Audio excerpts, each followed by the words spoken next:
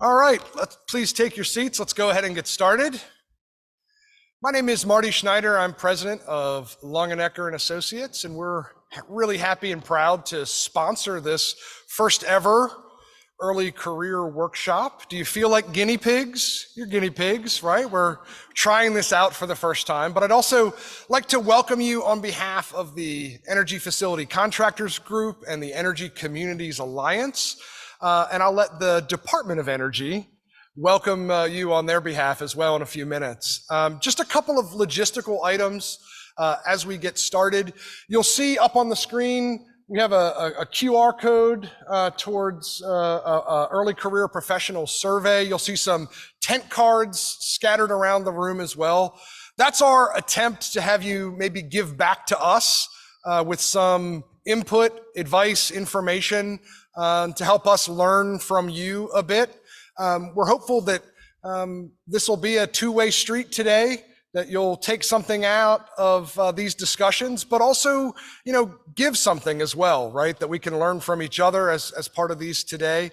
We have a really excellent agenda, I think, to facilitate those. But I would encourage you as you go through today, don't be afraid to raise your hand and ask a question. We'll have some time set aside for that during each session for this to be a discussion. But the idea here, we start with a bit of informal lunch and break bread together in hopes that it will feed your curiosity and your questions throughout the day. So, please don't hesitate to do that.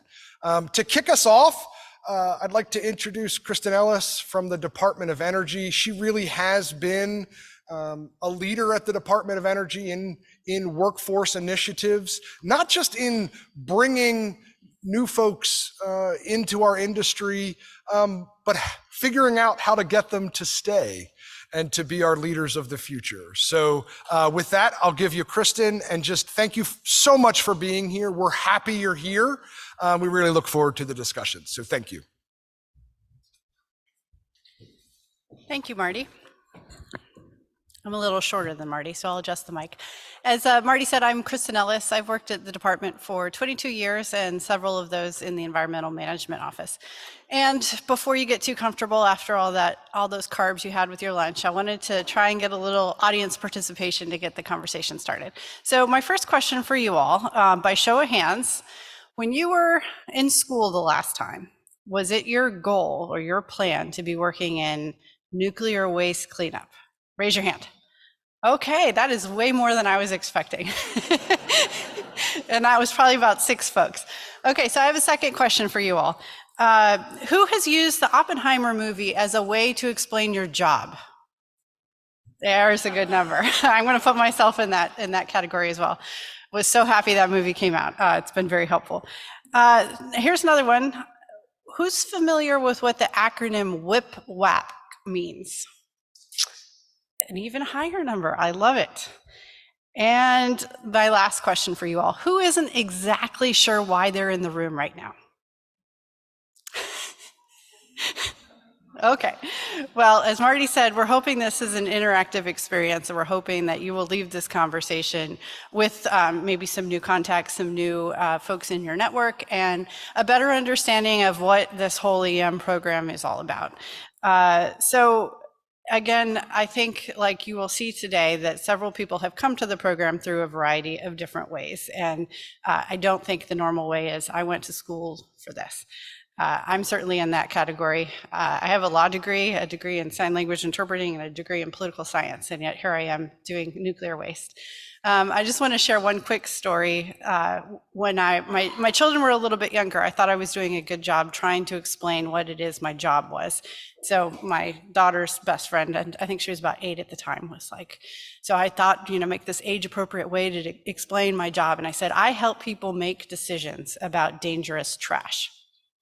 So she thought on that for a minute, and then she turned to me and said, well, if your job is to deal with trash, why do you wear such fancy clothes to work?